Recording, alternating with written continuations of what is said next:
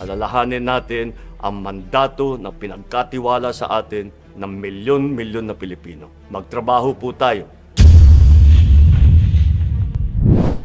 Kakabahala ang mga pahayag na narinig natin itong mga nakarang araw. Nandyan ang walang pakundangang pagmumura at ang pagbabanta ng planong ang ilan sa atin. Kung ganun na lang kadali ang pagplano sa ng isang presidente, paano pa kaya ang mga pangkaraniwan na mamamayan? Yung ganyang kriminal na pagtatangka ay hindi dapat pinapalampas. Yan ay aking papalagan. As a democratic country, we need to uphold the rule of law. Ako, bilang pinuno ng Executive Department at lahat ng mga nanunungkulan sa pamahalaan ay may sinumpaang tungkulin na tutup din at pangangalagaan ang konstitusyon at ang ating mga batas. Kaya hindi tama ang pagpigil sa mga halal ng bayan sa paghahanap ng katotohanan. Hindi na sanang hahantong sa ganitong drama kung sasakodin lamang ang mga lehitimong katanungan sa Senado at sa House of Representatives. Ang katotohanan ay hindi dapat itokhang. Tapos na sana ang usapang ito kung tutuparin lamang ang sinumpaang panata na bilang lingkod bayan ay magsabi ng totoo at hindi hahadlangan. Imbis na diretsahang sagot, nililihis pa sa kwentong chicheria. Hangad ko na matuldukan na itong mga pangyayaring ito sa parang matiwasay at magdadala sa atin sa katotohanan. 12 taon din ako nanungkulan sa magkaparehong kamara ng Kongreso. Batid ko ang kapangyarihan iginawad sa kanila ng taong bayan at ng ating konstitusyon. Dahil dito, iginagalang ko ang kanilang gawain bilang isang independenteng sangay ng ating republika. Kahit ang buong executive branch, lahat ng mga ahensya ay hindi nakakaligtas at parating sumasailalim sa kanilang masusing pagsusuri. Bilang isang bansa, marami tayong mga paghamon na dapat harapin at mga suliraning dapat bigyan ng lunas. Sa kabila ng mga pambabatikos, nakatuon ang aking pansin sa pamamahala. Ngunit, hindi natin ikokompromiso ang rule of law. Kailangan manaig ang batas sa anumang sitwasyon, sino man ang tamaan. Kaya hindi ko hahayaan magtagumpay ang hangarin ng iba na hatakin ang buong bansa sa burak ng politika. Igalang natin ang proseso. Tuparin natin ang batas. Alalahanin natin ang mandato na pinagkatiwala sa atin ng milyon-milyon na Pilipino. Magtrabaho po tayo sa ikauunlad ng Republika ng Pilipinas at para matamo ang bagong Pilipinas. Kakabahala ang mga pahayag na narinig natin itong mga nakarang araw. Nandyan ang walang pakundangang pagmumura at ang pagbabanta ng planong ang ilan sa atin. Kung ganun na lang kadali ang pagplano sa ng isang presidente, paano pa kaya ang mga pangkaraniwan na mamamayan? Yung ganyang kriminal na pagtatangka ay hindi dapat pinapalampas. Yan ay aking papalagan.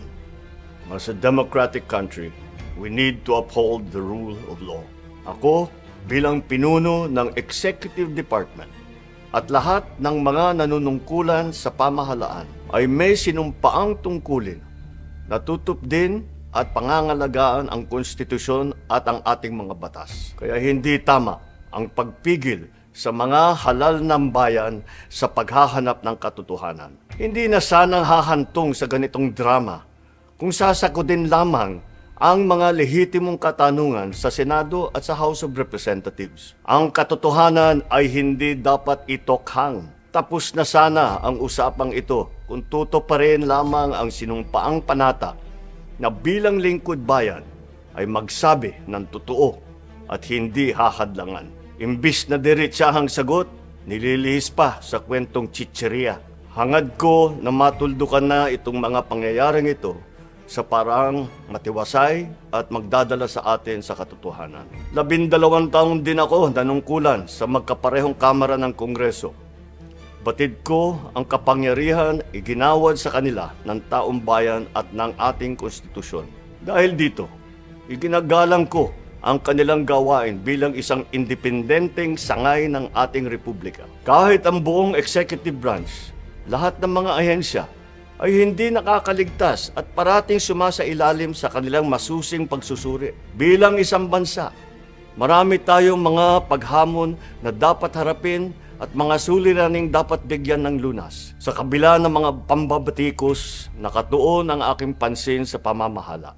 Ngunit, hindi natin ikokompromiso ang rule of law. Kailangan manaig ang batas sa anumang sitwasyon, sino man ang tamaan. Kaya hindi ko hahayaan magtagumpay ang hangarin ng iba na hatakin ang buong bansa sa burak ng politika. Igalang natin ang proseso. Tuparin natin ang batas. Alalahanin natin ang mandato na pinagkatiwala sa atin ng milyon-milyon na Pilipino. Magtrabaho po tayo sa ikauunlad ng Republika ng Pilipinas at para matamo ang bagong Pilipinas. Kakabahala ang mga pahayag na narinig natin itong mga nakarang araw. Nandyan ang walang pakundangang pagmumura at ang pagbabanta ng planong ang ilan sa atin.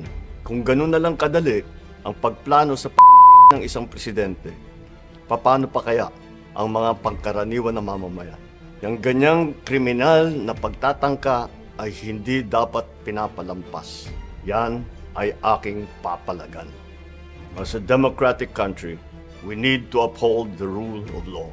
Ako, bilang pinuno ng Executive Department at lahat ng mga nanunungkulan sa pamahalaan ay may sinumpaang tungkulin na tutup din at pangangalagaan ang konstitusyon at ang ating mga batas. Kaya hindi tama ang pagpigil sa mga halal ng bayan sa paghahanap ng katotohanan. Hindi na sanang hahantong sa ganitong drama kung sasakodin lamang ang mga lehitimong katanungan sa Senado at sa House of Representatives. Ang katotohanan ay hindi dapat itokhang. Tapos na sana ang usapang ito kung tutuparin lamang ang sinumpaang panata na bilang lingkod bayan ay magsabi ng totoo at hindi hahadlangan. Imbis na diretsahang sagot, nililihis pa sa kwentong chicheria.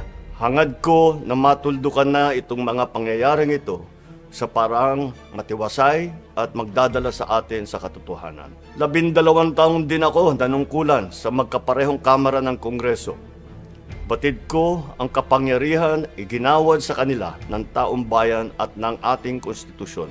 Dahil dito, iginagalang ko ang kanilang gawain bilang isang independenteng sangay ng ating republika. Kahit ang buong executive branch, lahat ng mga ahensya ay hindi nakakaligtas at parating sumasailalim sa kanilang masusing pagsusuri. Bilang isang bansa, marami tayong mga paghamon na dapat harapin at mga suliraning dapat bigyan ng lunas. Sa kabila ng mga pambabatikos, nakatuon ang aking pansin sa pamamahala. Ngunit, hindi natin ikokompromiso ang rule of law.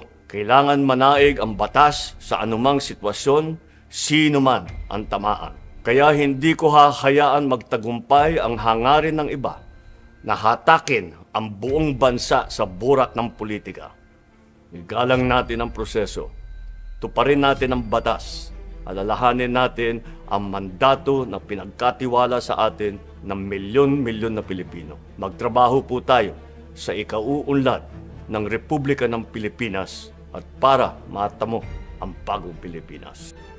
Kakabahala ang mga pahayag na narinig natin itong mga nakarang araw. Nandyan ang walang pakundangang pagmumura at ang pagbabanta ng planong ang ilan sa atin. Kung ganun na lang kadali ang pagplano sa ng isang presidente, paano pa kaya ang mga pangkaraniwan na mamamayan? Yang ganyang kriminal na pagtatangka ay hindi dapat pinapalampas. Yan ay aking papalagan. As a democratic country, we need to uphold the rule of law. Ako, bilang pinuno ng Executive Department at lahat ng mga nanunungkulan sa pamahalaan ay may sinumpaang tungkulin na tutup din at pangangalagaan ang konstitusyon at ang ating mga batas. Kaya hindi tama ang pagpigil sa mga halal ng bayan sa paghahanap ng katotohanan. Hindi na sanang hahantong sa ganitong drama kung sasagutin lamang ang mga lehitimong katanungan sa Senado at sa House of Representatives. Ang katotohanan ay hindi dapat itokhang. Tapos na sana ang usapang ito kung tutuparin lamang ang sinumpaang panata na bilang lingkod bayan ay magsabi ng totoo at hindi hahadlangan. Imbis na diretsahang sagot, nililihis pa sa kwentong chicheria.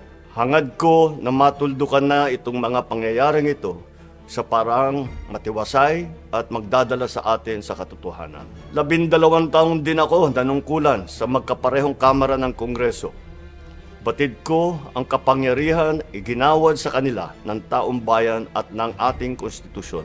Dahil dito, iginagalang ko ang kanilang gawain bilang isang independenteng sangay ng ating republika. Kahit ang buong executive branch, lahat ng mga ahensya ay hindi nakakaligtas at parating sumasailalim sa kanilang masusing pagsusuri. Bilang isang bansa, marami tayong mga paghamon na dapat harapin at mga suliraning dapat bigyan ng lunas. Sa kabila ng mga pambabatikos, nakatuon ang aking pansin sa pamamahala. Ngunit, hindi natin ikokompromiso ang rule of law. Kailangan manaig ang batas sa anumang sitwasyon, sino man ang tamaan. Kaya hindi ko hahayaan magtagumpay ang hangarin ng iba na hatakin ang buong bansa sa burak ng politika. Igalang natin ang proseso. Tuparin natin ang batas.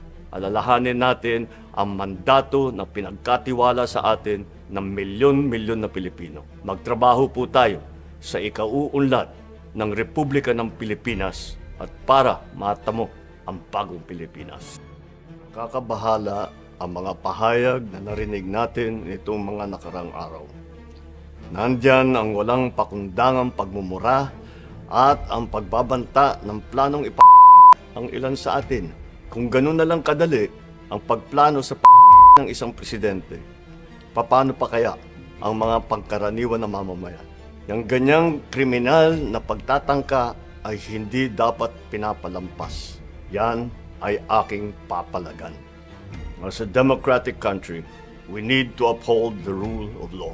Ako, bilang pinuno ng Executive Department at lahat ng mga nanunungkulan sa pamahalaan ay may sinumpaang tungkulin na tutup din at pangangalagaan ang konstitusyon at ang ating mga batas. Kaya hindi tama ang pagpigil sa mga halal ng bayan sa paghahanap ng katotohanan. Hindi na sanang hahantong sa ganitong drama kung sasagutin lamang ang mga lehitimong katanungan sa Senado at sa House of Representatives. Ang katotohanan ay hindi dapat itokhang. Tapos na sana ang usapang ito kung tutuparin lamang ang sinumpaang panata na bilang lingkod bayan ay magsabi ng totoo at hindi hahadlangan.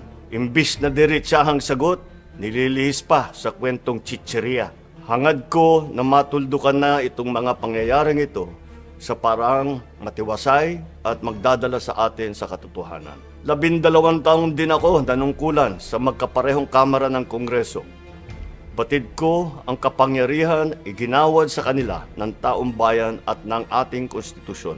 Dahil dito, iginagalang ko ang kanilang gawain bilang isang independenteng sangay ng ating republika. Kahit ang buong executive branch, lahat ng mga ahensya ay hindi nakakaligtas at parating sumasailalim sa kanilang masusing pagsusuri. Bilang isang bansa, marami tayong mga paghamon na dapat harapin at mga suliraning dapat bigyan ng lunas. Sa kabila ng mga pambabatikos, nakatuon ang aking pansin sa pamamahala. Ngunit, hindi natin ikokompromiso ang rule of law. Kailangan manaig ang batas sa anumang sitwasyon, sino man ang tamaan. Kaya hindi ko hahayaan magtagumpay ang hangarin ng iba na hatakin ang buong bansa sa burak ng politika.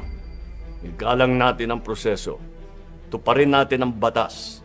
Alalahanin natin ang mandato na pinagkatiwala sa atin ng milyon-milyon na Pilipino. Magtrabaho po tayo sa ikauunlad ng Republika ng Pilipinas at para matamo ang bagong Pilipinas. Kakabahala ang mga pahayag na narinig natin nitong mga nakarang araw.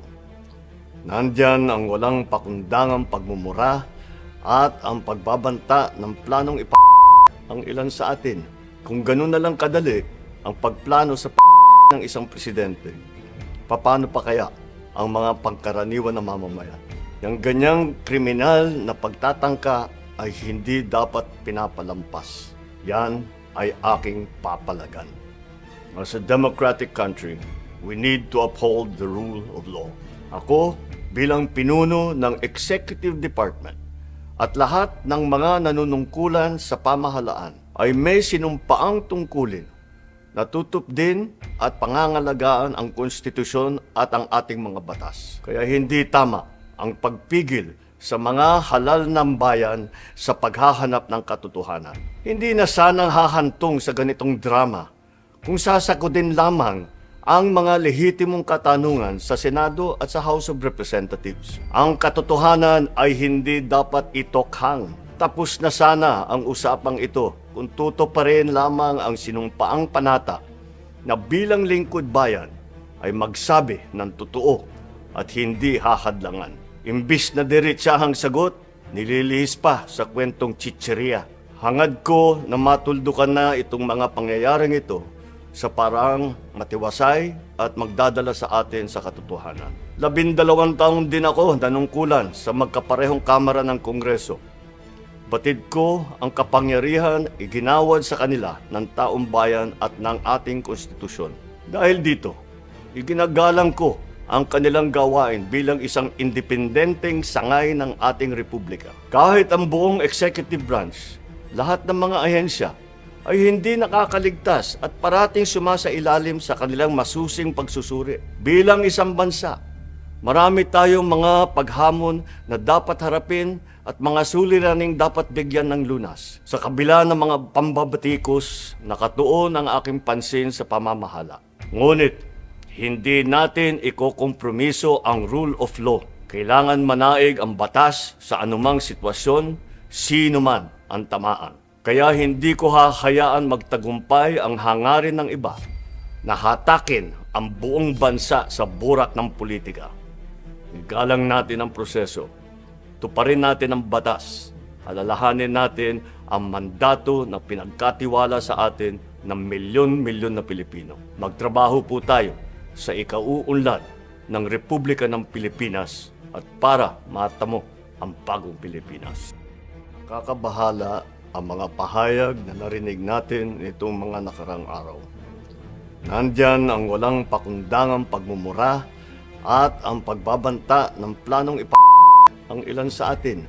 Kung ganun na lang kadali ang pagplano sa ng isang presidente, paano pa kaya ang mga pangkaraniwan na mamamayan? Yung ganyang kriminal na pagtatangka ay hindi dapat pinapalampas. Yan ay aking papalagan. As a democratic country, we need to uphold the rule of law.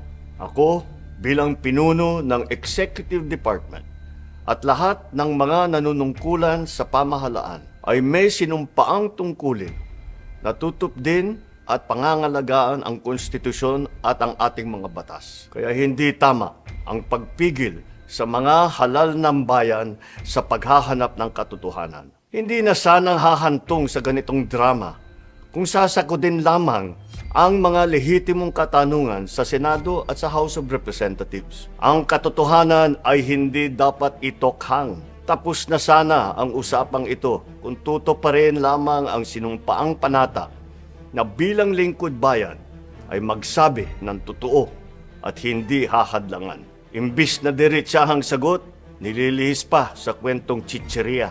Hangad ko na matuldukan na itong mga pangyayaring ito sa parang matiwasay at magdadala sa atin sa katotohanan. 12 taon din ako nanungkulan sa magkaparehong kamara ng Kongreso. Batid ko ang kapangyarihan iginawad sa kanila ng taong bayan at ng ating konstitusyon.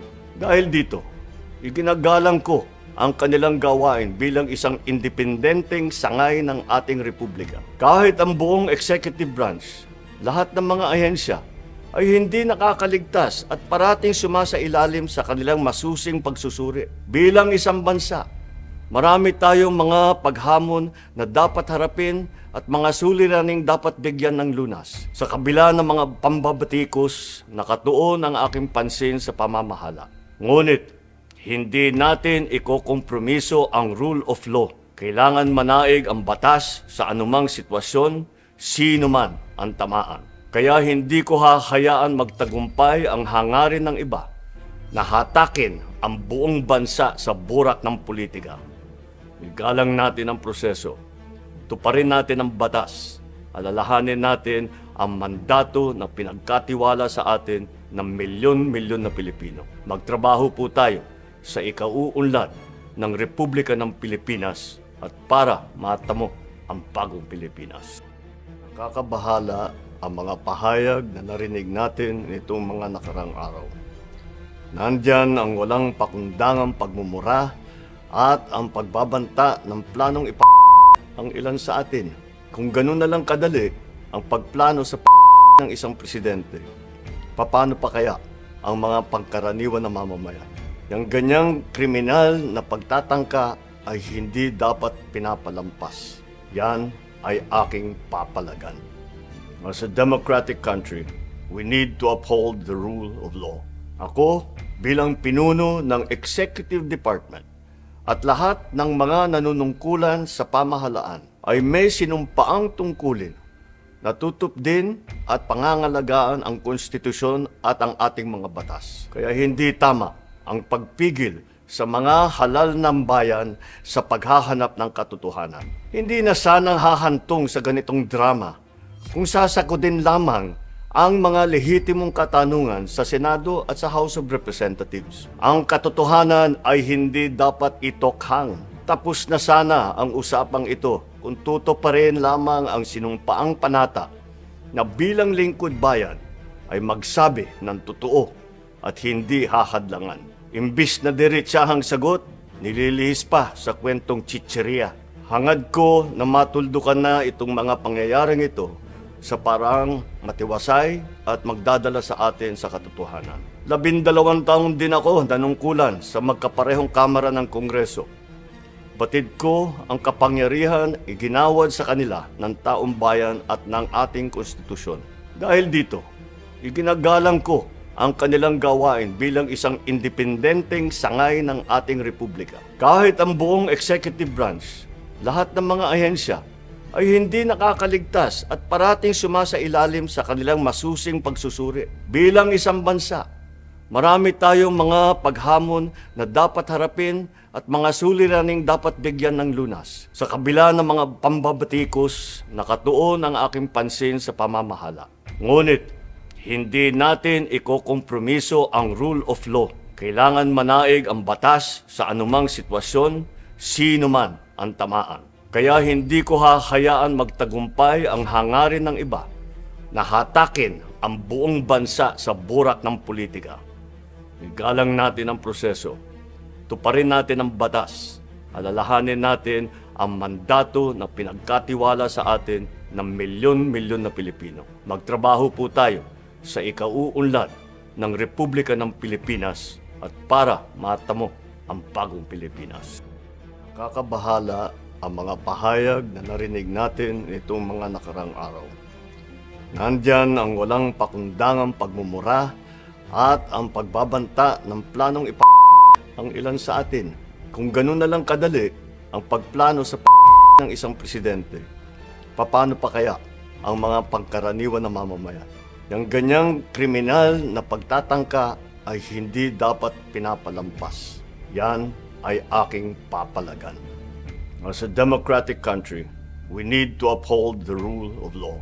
Ako, bilang pinuno ng Executive Department at lahat ng mga nanunungkulan sa pamahalaan ay may sinumpaang tungkulin na tutupdin at pangangalagaan ang konstitusyon at ang ating mga batas. Kaya hindi tama ang pagpigil sa mga halal ng bayan sa paghahanap ng katotohanan. Hindi na sanang hahantong sa ganitong drama kung sasakodin lamang ang mga lehitimong katanungan sa Senado at sa House of Representatives. Ang katotohanan ay hindi dapat itokhang. Tapos na sana ang usapang ito kung tutuparin lamang ang sinumpaang panata na bilang lingkod bayan ay magsabi ng totoo at hindi hahadlangan. Imbis na diretsahang sagot, nililihis pa sa kwentong chicheria. Hangad ko na matuldukan na itong mga pangyayaring ito sa parang matiwasay at magdadala sa atin sa katotohanan. 12 taon din ako nanungkulan sa magkaparehong kamara ng Kongreso. Batid ko ang kapangyarihan iginawad sa kanila ng taong bayan at ng ating konstitusyon.